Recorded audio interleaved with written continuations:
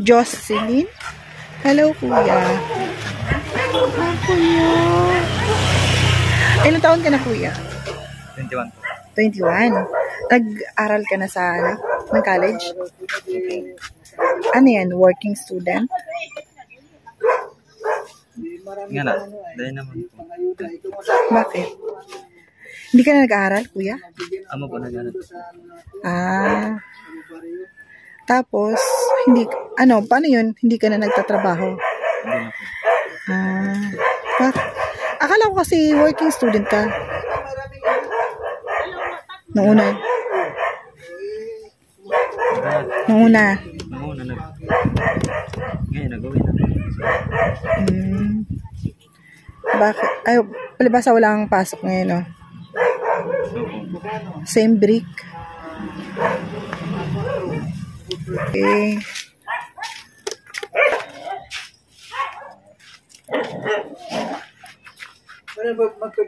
Magana sila sa sa ano yan? Sa sementeryo. Nagpe-prepare na sila para dun sa sa undas. Kasi pupunta sila sa lolo at lola nila. Taga dito yung lolo at lola nila. Ang sakit po na nalamunan ko. Hello po, ate. Di ba kailan taon ka basta? Oo.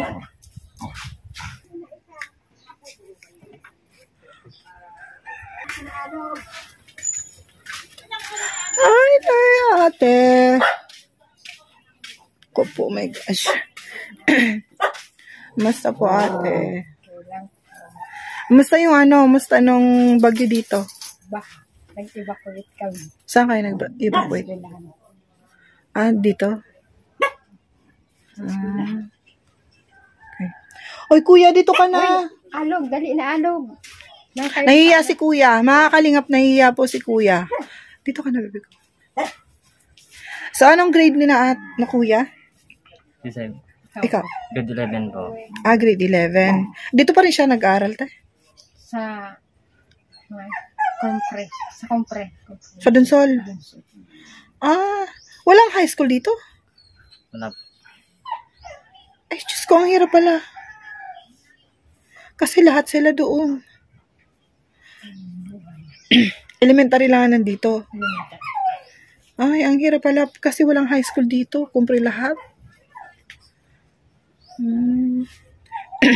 Ano yun, kuya?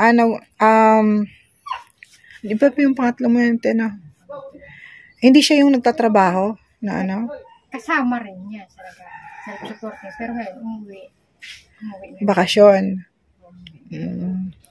Mga kalingap, ito po yung yung mga anak ni ate na na nag-aaral sa Dunsol mismo. Tapos po sila self-support, nagtatrabaho. Yun, si kuya. Ano pong pangalan mo, kuya? Aracel po. Aracel. Aracel. Tapos yung isa si Arcangel. Yung isa si Abel. Abel. Lahat na sa letter A. Ay, wow. Tapos yung pangalawa mo, te? Si IC. IC. IC. Aisel. Ayan. Lahat talaga letter A, nagsimula. Ate Arcangel, saan ka? Pero ngayon, muna, wala pa kayong pasok ngayon kasi nga, undas na. So ngayon, anong gagawin mo ngayon, kuya? Habang nagpipintura ng? Pansyon po. Ano ba yun? Ano ba tawag doon? Tawag namin Nitso. Nitso, ayan. So, for the meantime po, yun ang munang ginagawa ni kuya. Ano yun sa lola mo? Ay, sa tito po. Pero pag walang si asawa mo, ate, walang walang trabaho, tumutulong sila, no? So, maganda naman pala yung ni ate kasi kahit papaano, may makakatulong si ate dun sa sa pagtatrabaho. Ito yung mga anak niya. Lalaki na pala ng mga anak mo. Akala ko maliliit. Lalaki sila. Nagulat ako kanina kasi na.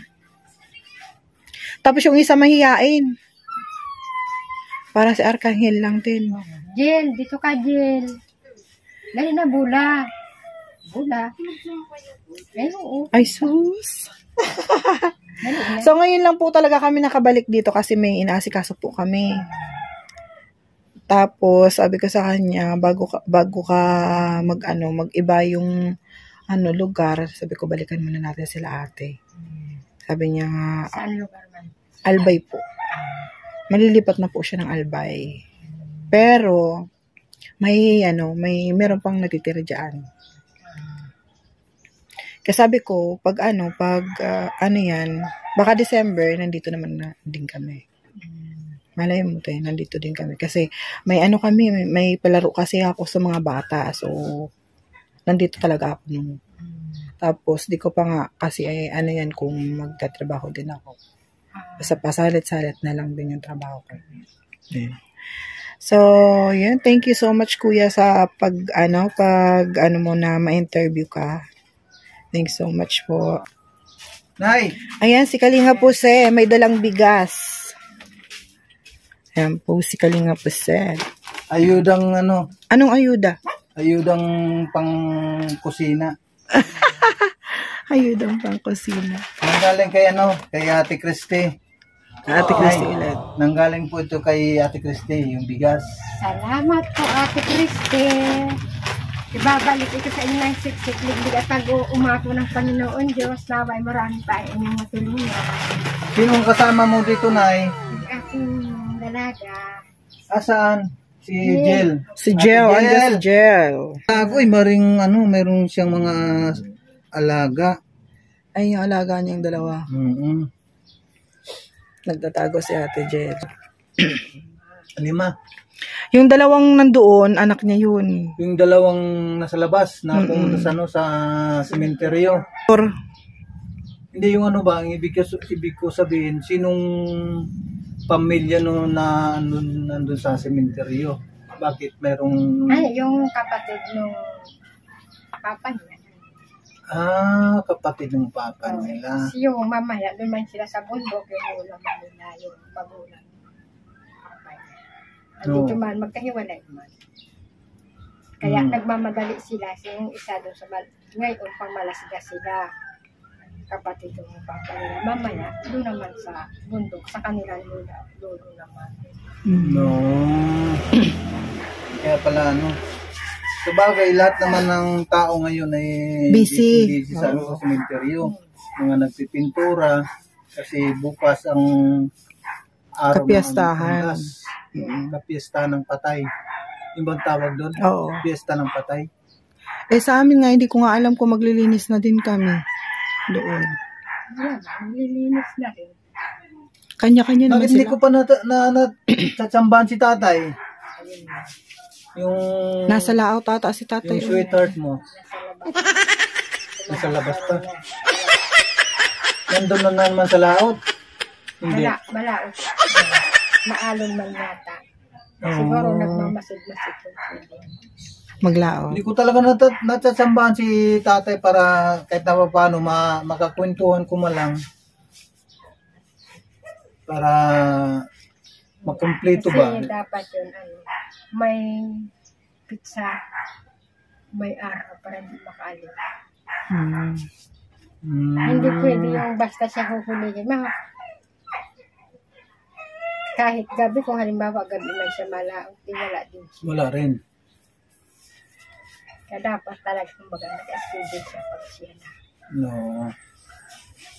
Sabagay, meron pa naman pagkakataon na habang ako ay nandito pa lang, siguro hindi ninyo ako na mamimiss kapag ako ay malipat na.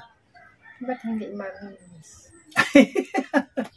Yung mga taong makakadaga, namimiss yan. Akala lang nila, hindi namimiss. No.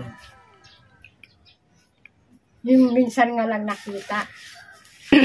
Sabi nga lang mga anak ko, Mama, wala na yung taong nagpunta dito. Yung nakita natin sa ganyang lugar. Si Ate Jill, hindi ako namimiss ni Ate Jill kasi lagi nang tatago. Ate Jill. Napakamahiyain niya. Pati yung isang, yung kuya niya. Muna. Oy, Jill, Ate Jill. Bulang. Yung kuya niya mahiyain din. Parang si Jel. Mabuti pa yung pangatlo. Kailangan nilang talaga na na laging Masanay.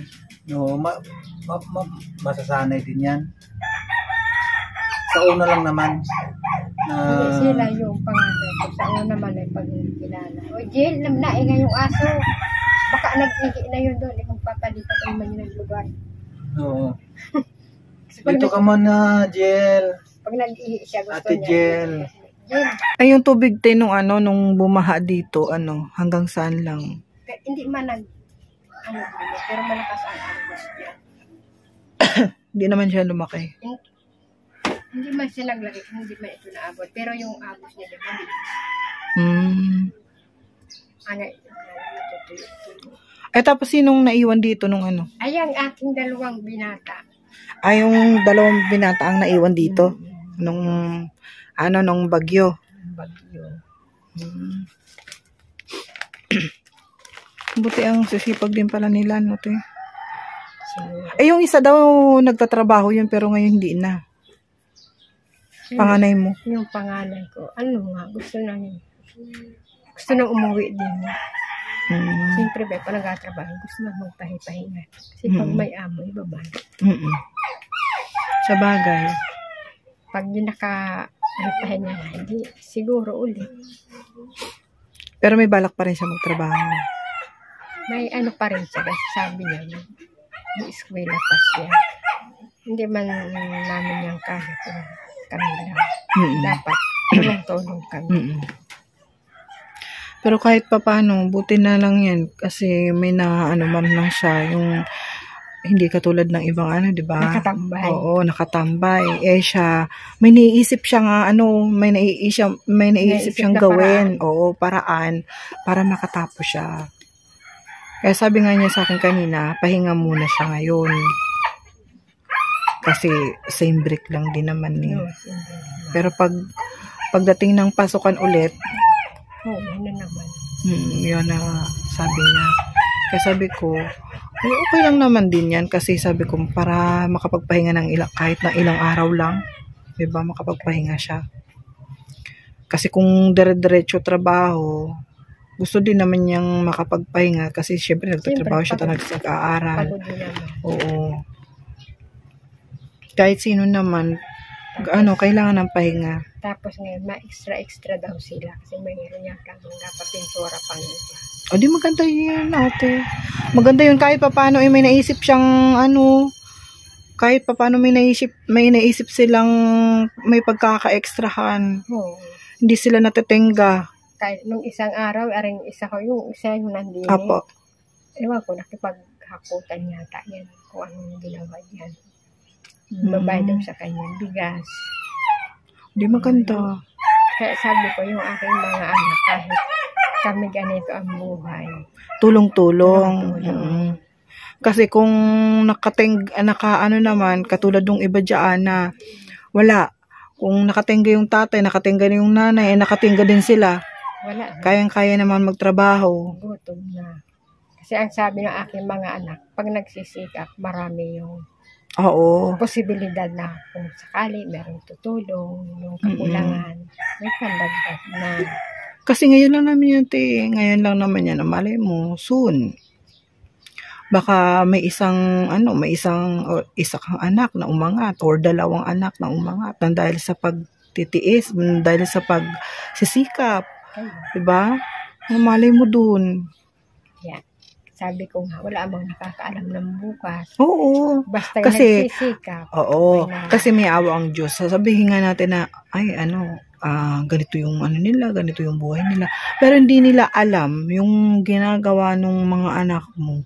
Yung parang, para sa inyo, para sa pamilya niya.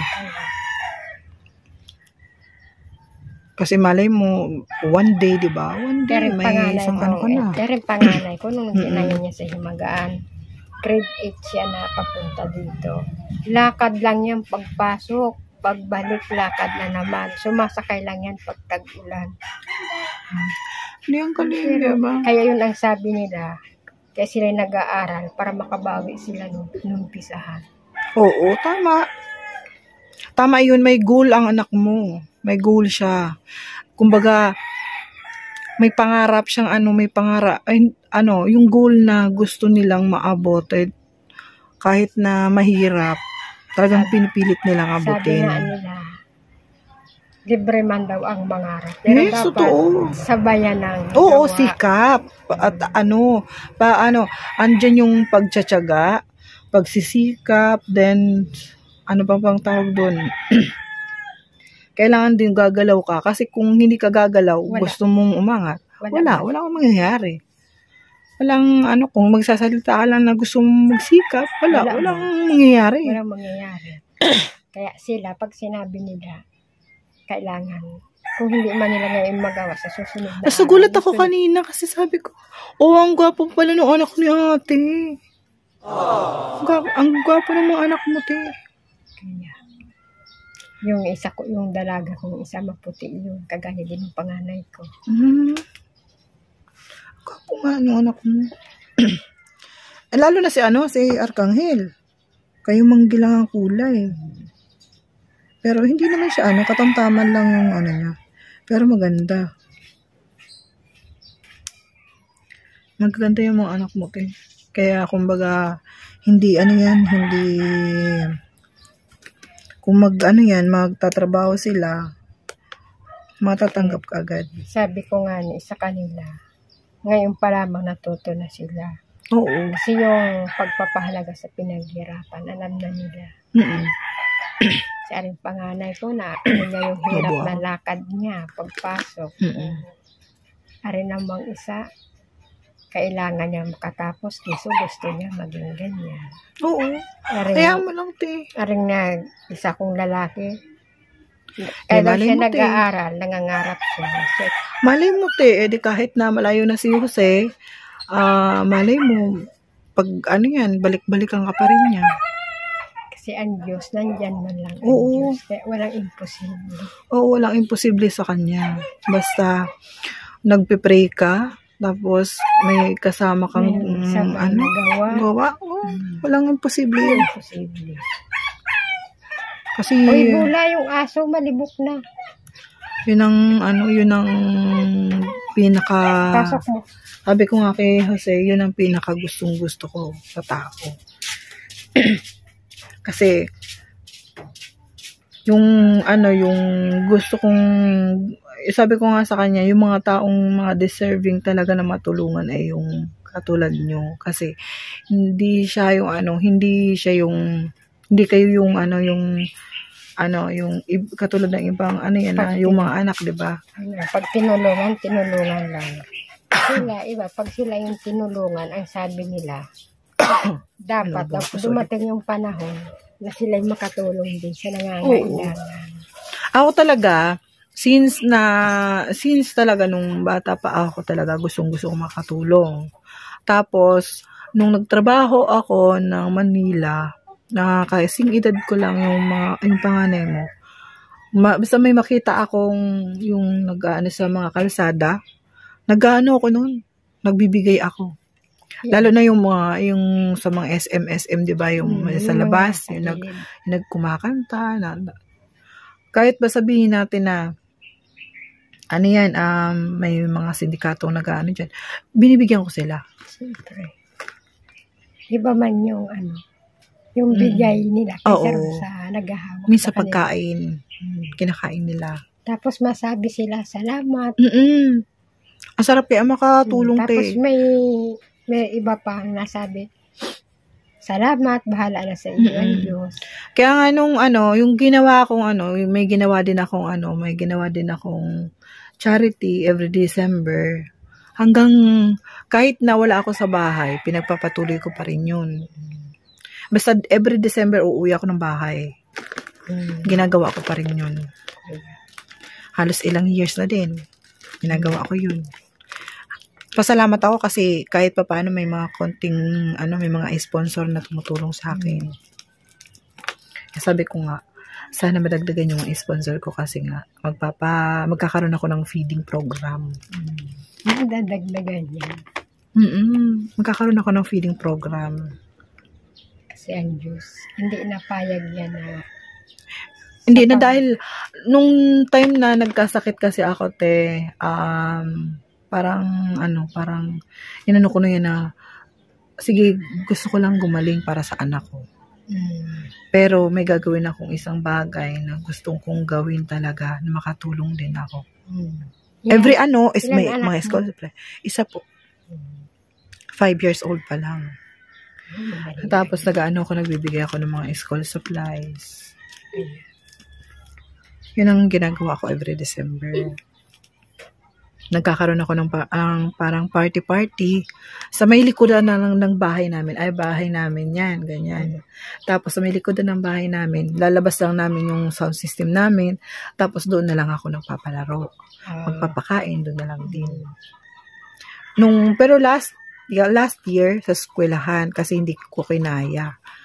Ang makakatuwang ko, guardians, army, yan, mga katuwang ko. Tas tanod. Kasi ang dami nila, te. Marami talaga. Hindi ko kinaya. MC na ako. Ako pa yung ito, ganito yung laro. Ganyan. Diyos ko po, sabi ko dun sa army, ay, kailangan ko ng help. Kailangan ko ng tulong. Kailangan ko may mag-MC dito. Mag-host dito. Ganon. Kasi mahirap ang pag-isa. Oo. Kaya doon din ako nung time na dumating si Jose, si Kalinga Jose sa sa barangay namin. So, nung una parang ko kasi nga syempre 'di ba, wala akong hanap buhay, wala kaming financial support sa papa ng anak ko.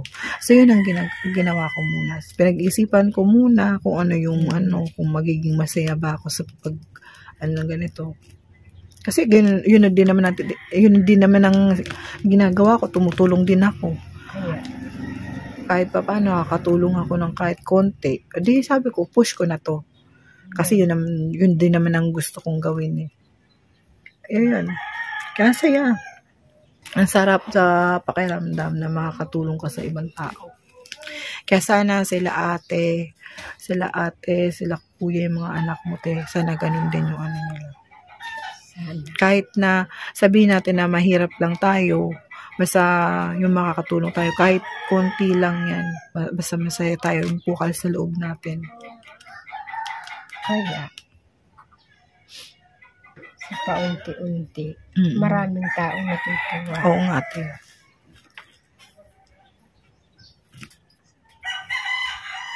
Okay po, salamat po ate sa pag po na ma-interview ka ulit namin, mabalikan ka namin. Maraming salamat po ate.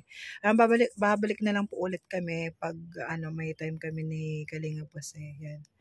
Thank you po. Tsaka kay Ate Christy, ayan po. Thank you so much po sa bigas kay Ate Christy. Ayan po. Maraming salamat po. Salamat po Ate Christy sa inyong bigas. Naway marami pang iyong matulungan. Ibabalik na siksik diglig sa iyo ng Panginoon Diyos ang iyong tulong. Maraming salamat po ate. Ayun, basta pag babalik na lang din po kami ni Kalinga po pag halimbawa na po yung yung utak niya na balik ulit siya dito. Alam naman niya yung bahay mo, alam naman niya din ang bahay namin. So, thank you so much po ate. Basta, bye-bye na muna. Okay, bye-bye. Thank you so much ate. Ingat po kayo. Thank you po.